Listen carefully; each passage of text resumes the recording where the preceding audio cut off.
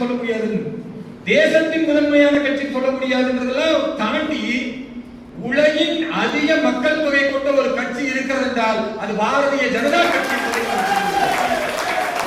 திமுகவை வீழ்த்துவதற்காக தான் நீங்க தொடர்ந்து கூட்டணி வச்சிருக்கீங்கன்னு சொல்றீங்க. இதே நேர்கோட்டில் தான் நடிகர் விஜய் தாவேகா ஆரம்பிச்சு செயல்பட்டு இருக்காரு. அப்ப தாவேகாவோடு பாஜகவோ இல்ல பாஜக கூட்டணியோடு தாவேகா இணைவதற்கான வாய்ப்புகள் இதுவரைக்கும் ஏற்படுத்தப்பட்டிருக்காங்க. நடிகர் விஜயை பொறுத்த வரைக்கும் இதுவரை ஒரு கவுன்சிலர் தேர்தலை கூட சந்தித்தது கிடையாது. ஆனால் பாரதிய ஜனதா கட்சி 20 மாநிலங்களில் ஆட்சி செய்யக்கூடிய கட்சி.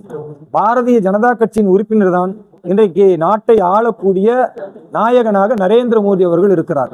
பாரதிய ஜனதா கட்சி தான் இன்றைக்கு உலகம் போற்றக்கூடிய அளவிற்கு முதன்மையான கட்சியாக இருக்கிறது. அதை போய் ஒரு விஜய் நடிகர் இன்னைக்கு புதுசா ஒரு கட்சியை திறந்திருக்கிறாருன்னா அவரையும் எங்களையும் ஒப்பிடுவதை நாங்கள் வன்மையாக கண்டிக்கிறோம். அது மட்டுமல்ல, விஜய் அவர்களை பாரதிய ஜனதா கட்சி எதிர்பார்க்கல. அவர் திமுகவை வீழ்த்த வேண்டும் என்று நினைத்தால் அவரால் முடியாது தனிப்பட்ட முறையில் என்பது அவருக்கும் தெரியும், அவருடைய கட்சி நிர்வாகிகளுக்கும் தெரியும். அவர்களே எல்லா ஊடகத்தில் பேசும்பொழுதும் எங்களுக்கு 18% வந்துருச்சு, 15 வந்துருச்சு, இந்த சதவீதத்தை வைத்து எப்படி திமுக வீழ்த்த முடியும்?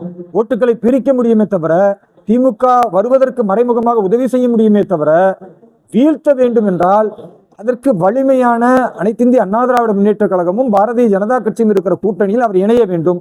ஆனால் அவர் வழக்கம் போல திமுகவுடைய பல்லவியை பாடிக்கொண்டிருந்தால், திமுகவுடைய சரணத்தை அவரும் தொடர்ந்து பாடிக்கொண்டிருந்தால் விஜய் இந்த தேர்தலோடு காணாமல் போவார்.